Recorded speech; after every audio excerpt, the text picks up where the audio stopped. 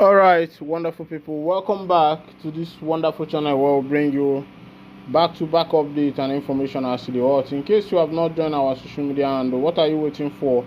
Kindly go ahead and subscribe, like, comment, share, and also remember to on your notification button so that whenever our news drop, you will be the first who will collect them as they be.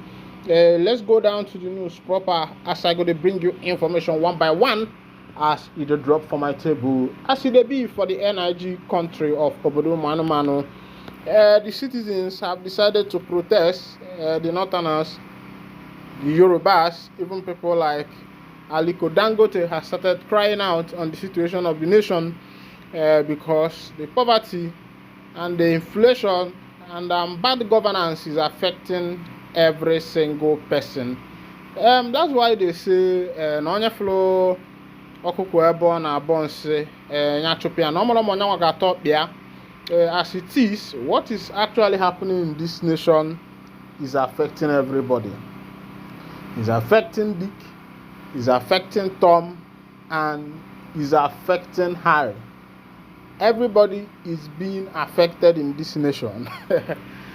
For people like Dangote to come and talk, people like Dangote have not actually spoken out in whatever that has been bedeviling this nation right from the regime of Olusegun Obasanjo until now. I think this is the first time I'm seeing Dangote coming openly to talk about the Nigerian government, how the government has been cruel to entrepreneurs and the rest of them. And this brings me to the issue of Ibeto. One for Biafra, who was also in this business of cement importation and the rest of them before the government of Obasanjo dealt with him as if he was not a human being, all just because he is a Biafran and he is coming from the southeastern part of Nigeria. I don't know what the government have with people like Dangote, but they made sure that monopoly to give business things like cement, things like salt, things like flour, things like baking materials, things like there were a lot of things that Dangote was giving monopoly to, and Dangote was supplying businesses. His cement was going all over, the best I know, all over the West Coast. His business goes everywhere, and he became the richest man in Africa, forgetting that there is this Igbo guy called Ibeto, even people like Ego Cement, I think Ego Cement, and Elephant Cement and the rest of them went into extinction because of this issue of bad governance when the government decided to put their preference in one person in order to amass gain and widen their financial net. But as it is now, the table has turned and is turning against other people who other governments has favored. And I think that is why every citizen of this nation should stand up and say no to bad governance and allow things to be done the way it should be done, and also let those who are faulted in the law be prosecuted. But the reverse has always been the case. Meanwhile, look at how Kano has been incarcerated in the DSS detention for a long time. Nobody is saying anything.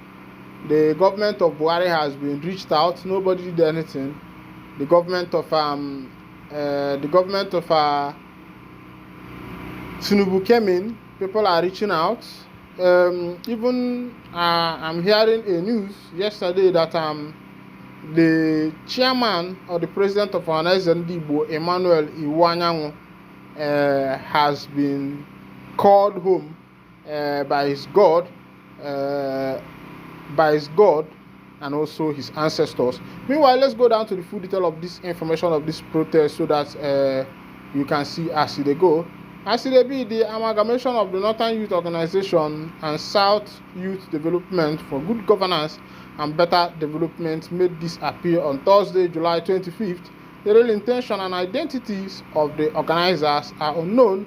State Honorable Henry Ejiofor, the National Coordinator of Southeast Youth, Ejiofor highlighted the need for caution, advising the people of the region to avoid the protests, stressing recent positive developments in the southeast under President Bola Ahmed Tinubu's administration.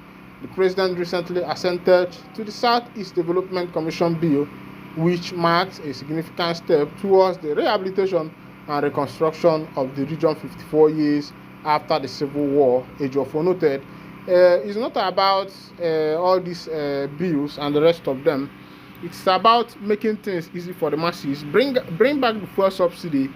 Even though the government have claimed that there are some people who are eating from this fuel subsidy, but why not consider the masses and see how the masses are suffering?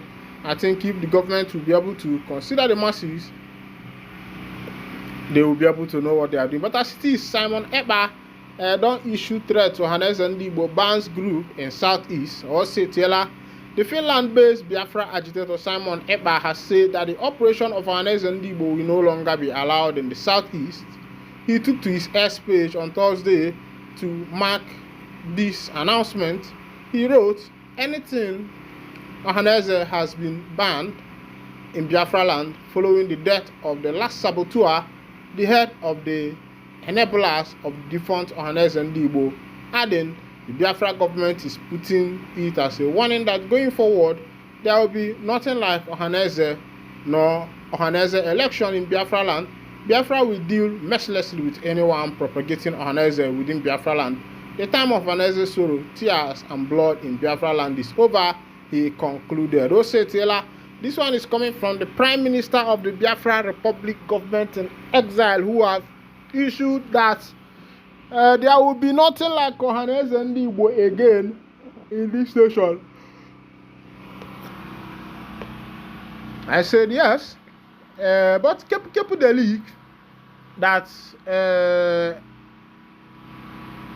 the chairman or the president of Ohaneze Ndigbo has passed on to his ancestors. Iwuanyanwu, but the question is, he's not becoming a great man and dying rich, but what are you able to do for your people? What have you been able to do for your people? Meanwhile, let's go. Peter Obi has said that Iwuanyanwu told him some things before he passed away.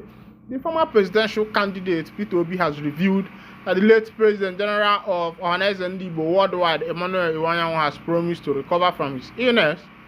Obi made this known in a tweet while mourning the late business tycoon. Iwuanyanwu died at the age of 82 on Thursday after a brief ailment, leaving behind his wife, children, and grandchildren. Reacting, Obi described Iwuanyanwu's death as a big loss, noting that it has left many who knew him heartbroken. I am greatly disheartened by the death of an elder statesman and president of Ohaneze Ndigbo worldwide, Mr. Emmanuel Iwuanyanwu. The devastating report of his death have left all who knew him heartbroken. He was not just a father to me, but a bridge builder who remained committed to the peaceful existence of the nation. He was one of those who revered father figures who had always given me useful advice. He promised me that he would soon be all right to continue with his contribution to the progress of the nation. I continue to pray for his quick recovery and full recovery. I sincerely condole with his immediate family, the Ohaneze Ndigbo worldwide, and the entire nation over the death of this revered patriarch, he said. The news is true that Iwuanyanwu has passed on to his ancestors, and I say may the soul of the deceased rest in peace. Now for Jesus Christ, Iwuanyanwu, that is to let you know that nothing lasts forever. People like Iwuanyanwu has come and gone, and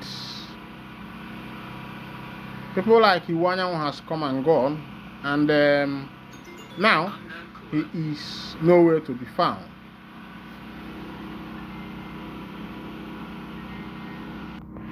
The man has come and he's gone, but the issue is not living 80-something years or 100 years. The issue, what were you able to do for your people when you are still alive? I say rest in peace, Iwuanyanwu. Rest in peace, your family. Rest in peace, the members of your family. Rest in peace. And I say my condolence to the family of Iwuanyanwu. Nothing lasts forever, But one thing is, what were you able to do for your people with your position? Dalono, Kemesiano.